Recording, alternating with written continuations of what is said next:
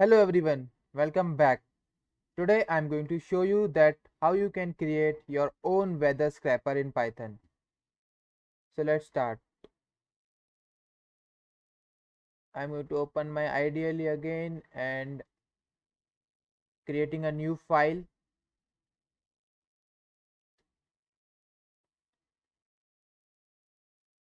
First we have to import some libraries. First one is request and second one is beautiful soap 4 because we need these two libraries to scrap weather from another websites. और आपको कोई भी weather या फिर report लेने के लिए आपको रिक्वेस्ट तो लाइब्रेरी इंपोर्ट करनी ही पड़ेगी क्योंकि वो वेबसाइट को रिक्वेस्ट भेजता है कि आप लोग वेदर इंफॉर्मेशन चाहते हैं। तो आप लोगों को कुछ नहीं, बस जैसा मैं करता जा रहा हूँ मेरे स्टेप्स फॉलो करते रहें, तो आप अपना खुद का वेदर स्क्रैपर बना सकते हैं। It's also a type of small type of project कि आप लोगों ने अपना खुद का वेदर स्क्रैपर बनाया है। चलिए शुरू करते हैं। सबसे पहले मुझे इंपोर्ट करना है रिक्वेस्ट। तो यहाँ पर इंपोर्ट रिक्वेस्ट,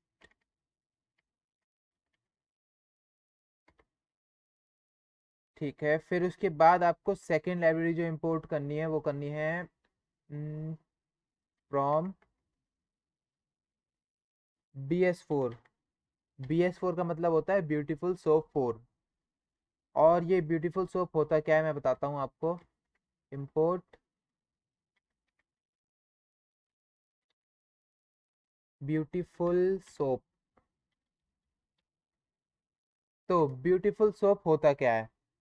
तो beautiful soap is a Python library and it is basically used for web scrapping. आप वेब स्क्रैपिंग से समझ ही रहे होंगे कि ये जितने भी वेदर्स के डेटा होता है, XML फाइल या HTML फाइल्स में जितना भी डेटा स्टोर होता है वेदर का, उसको ये गेन करता है, उसको ये इस वेबसाइट से रिक्वेस्ट करता है कि हमें वेदर के लिए डेटा चाहिए। और वो आपके पर्टिकुलर प्लेस का जो टेम्परेचर होता है वो बता देता है। इसलिए हम लोग ब्यूटीफुल सोप यूज़ करते हैं। और रिक्वेस्ट यूज़ करते हैं कि उसको रिक्वेस्ट भेजनी पड़ती है पहले वेबसाइट को, जो भी URL होता है उसको, फिर वो वहाँ से वो वेदर आपको देता है। अब इसको रन करके देखते हैं। सबसे पहले इसको सेव करते हैं वेदर। Invalid syntax, okay. अच्छा, हमारी इसकी स्पेलिंग गलत है। फ्रॉम होगा ये FROM। तो ये सक्सेसफुल रन हो गया है बिना किसी एरर के। अगर जो आप पहली बार कर रहे हैं तो इट्स गिव्स एरर बिकॉज आपको ये पहले CMD में जाके इंस्टॉल करना पड़ेगा। ये दे मतलब ऐसे एरर दे सकता है, नो मॉड्यूल नेम रिक्वेस्ट वगैरह वगैरह। तो आप इसको ऐसे इंस्टॉल कर सकते हैं। CMD आपको ओपन करना है और यहाँ पर लिखना है PIP इंस्टॉल रिक्वेस्ट।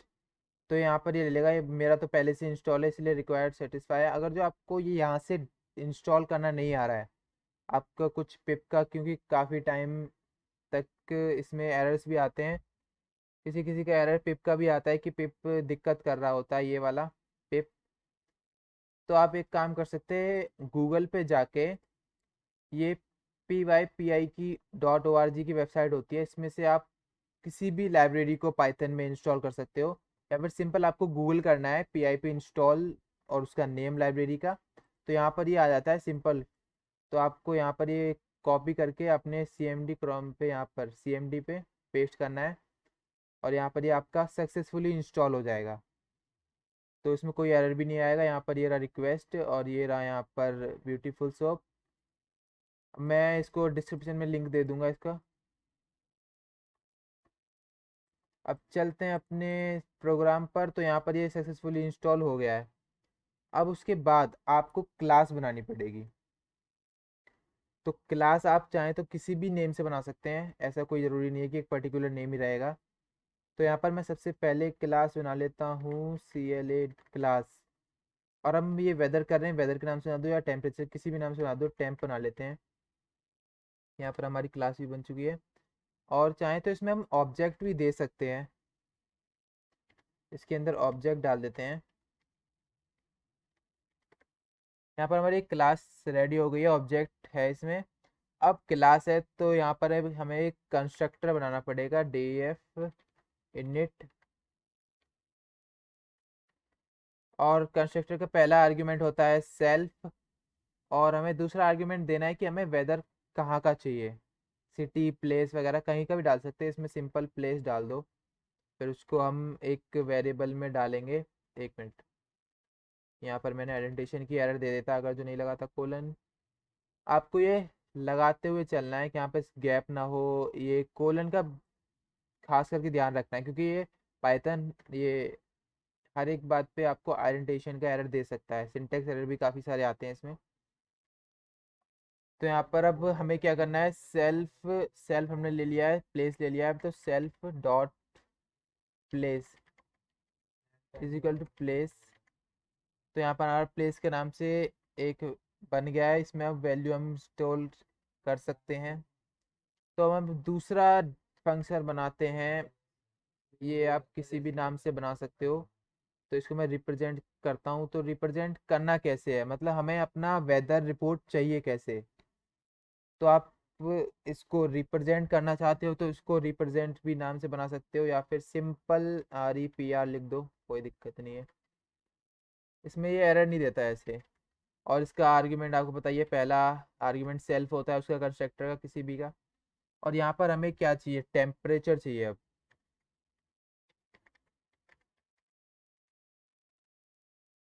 स्पेलिंग चाहिए, टेम्परेचर ठीक है।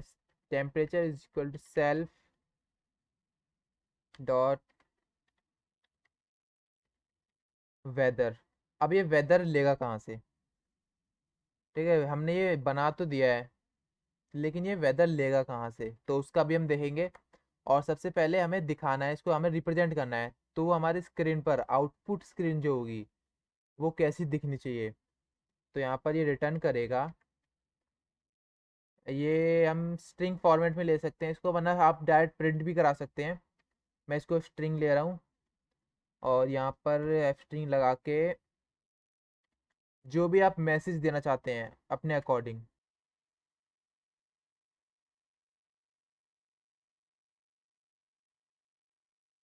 तो हमें अब मैसेज डिस्प्ले करना है, तो ये आपके ऊपर, आप इसमें कुछ भी मतलब अपने अपनी तरफ से कुछ भी नेम दे सकते हैं कि आपको कैसे डिस्प्ले करना है आउटपुट स्क्रीन। तो मैं इसमें कर रहा हूँ, क्या लिखते हैं, इट्स करंटली। और करंटली कितना, मतलब करंटली के बाद टेम्परेचर आएगा। और टेम्परेचर हमने क्या ऊपर जो डिफाइन किया हुआ है, ये रहा टेम्परेचर के अंदर। अब हम जो नीचे एक और फंक्शन बनाने वाले हैं वेदर के नाम से, वो वेदर फंक्शन सीधा यहाँ पर आएगा और वो टेम्परेचर के अंदर स्टोर हो जाएगा। मतलब जो हम फंक्शन बनाएंगे उसको कॉल करेंगे तो वो सीधा यहाँ पर आएगा और वो टेम्परेचर के अंदर स्टोर होगा, और जो टेम्परेचर है वो यहाँ पर प्रिंट होगा। तो यहाँ पर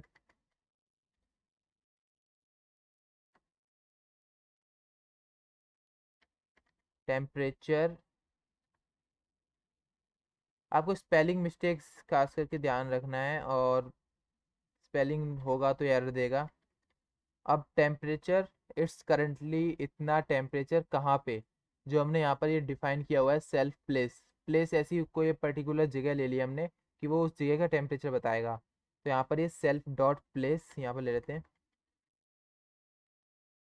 आप इसको सिंपल एक फंक्शन बना के भी यूज़ कर सकते हैं, यहाँ पर मैंने एक क्लास बना के उसके अंदर कंस्ट्रक्टर बना के यूज़ किया है। आप चाहें तो सिंपल भी यूज़ कर सकते हैं। तो यहाँ पर हमारा रिप्रेजेंटेशन हो गया कि हमारा कैसा आउटपुट दिखना चाहिए। अब उसके बाद हम लोग फंक्शन बनाते हैं वेदर का। तो यहाँ पर स्पेलिंग और इधर स्पेलिंग सेम होनी चाहिए, वरना ये एरर दे सकता है यहाँ पर। इसमें भी सेल्फ रहेगा पहला आर्ग्यूमेंट। अब उसके बाद हमारा इसके बाद स्टेप होता है URL, जहाँ से वो वेदर लेगा। तो वेदर के लिए हम चाहें तो आप गूगल भी कर सकते हैं कि कोई भी वेबसाइट, एक सिंपल वेबसाइट जो वेदर वेदर वेबसाइट हो, जहाँ से वो वेदर्स की सारी आपकी इंफॉर्मेशन आती हो, तो वहाँ से उसका URL भी पेस्ट कर सकते हो। तो सिंपल मैं URL, मेरे पे एक है URL, मैं इसको डाल देता हूँ। तो मेरे पास है HTTP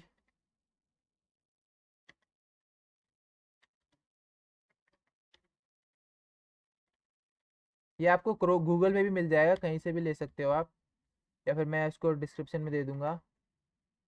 सर्च करना है क्या, वेदर, ऐसी सर्च, एंड कहाँ है हमारा, एंड कहाँ है, ये रहा।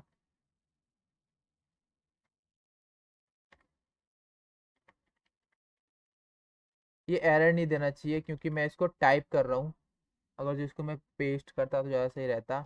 लेकिन वेदर कहाँ का चाहिए, हमें चाहिए सेल्फ डॉट प्लेस, जो हमने ऊपर डिक्लेयर किया हुआ है पहले से ही। तो यहाँ पर हमारा यूआरएल भी सेट हो चुका है कि अब वो गूगल पे जाएगा, इस मतलब इस वेबसाइट को रिक्वेस्ट करेगा, जो हमने यहाँ पर इंपोर्ट रिक्वेस्ट किया हुआ है, ये इस वेबसाइट को रिक्वेस्ट करेगा कि हमें वेदर रिपोर्ट चाहिए इस प्लेस की। ठीक है, इस प्लेस की।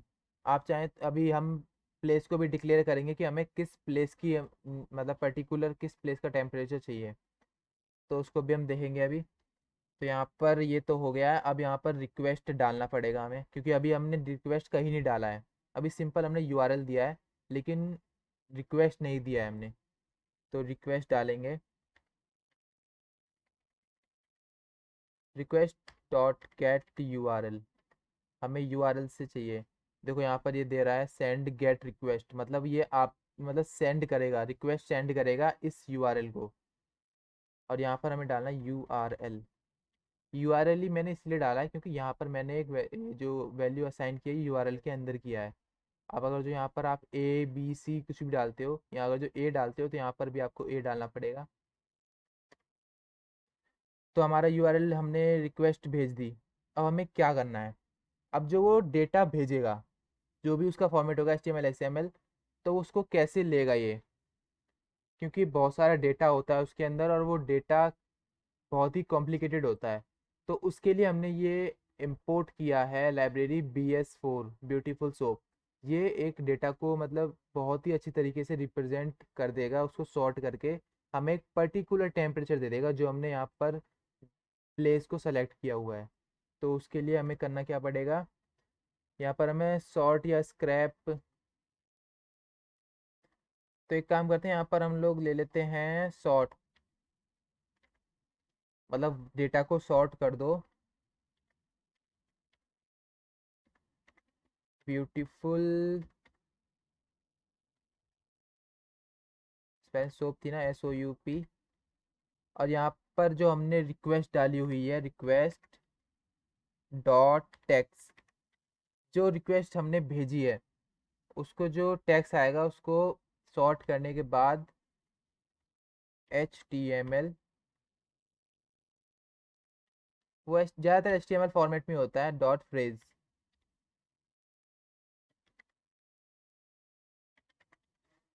फेसर सॉरी फ्रेज कह रहा हूँ, फेसर है। तो यहाँ पर हमारा एक क्या गड़बड़ की है हमने, HTML, इसने बीप दिया था ना थोड़ा सा, तो कुछ ना कुछ तो हमने गड़बड़ की है। अच्छा मुझे दिख गया, यहाँ पर मैंने ये वाला ब्रैकेट गलत लगा दिया यहाँ पर।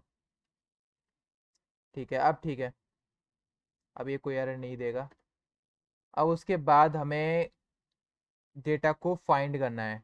टेम्परेचर के अंदर हमें क्या चाहिए, पर्टिकुलर टेम्परेचर चाहिए ना, क्योंकि जो डेटा आएगा वो उसमें सिर्फ और सिर्फ टेम्परेचर तो होगा नहीं, उसमें बहुत सारा डेटा होता है। Temperature is equal to sort, मतलब जो हमारा टेम्परेचर के अंदर है वो ये वाला पूरा डेटा आएगा रिक्वेस्ट का, सॉर्ट डॉट फाइंड। अब ये फाइंड क्या करेगा, अब हमें यहाँ एक पर्टिकुलर उसको डिफाइन करना पड़ेगा कि हम डेटा ले कहाँ से रहे हैं, हम डेटा ले कहाँ से रहे हैं। तो हम लोग डेटा ले रहे हैं, क्लास हम दे देते हैं। अच्छा ये क्लास तो होगा नहीं, एक मिनट ना, यहाँ अंडर को लगा देते हैं। ठीक है, तो हम डेटा ले रहे हैं हम लोग, कोई भी आप लोग दे सकते हो, जैसे कि मेरे पास बी न्यूज़ है।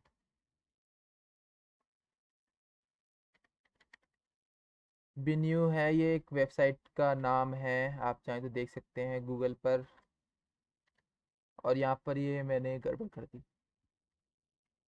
हाँ ठीक है, यहाँ पर ये अब हो गया है। डॉट टेक्स्ट फॉर्मेट में चाहिए ना हमें, क्योंकि इसका बहुत सारा वो होता है कि वो स्पीच, आप चाहें तो इसको स्पीच भी कर सकते हैं। एक स्पीच रिकॉग्निशन होता है, उसको इस लाइब्रेरी को इंस्टॉल करके आप उसको वॉइस कमांड भी दे सकते हैं कि आपको वॉइस कमांड बताएगा कि कितना टेम्परेचर हो रहा है। तो ये रिटर्न करेगा टेम्परेचर।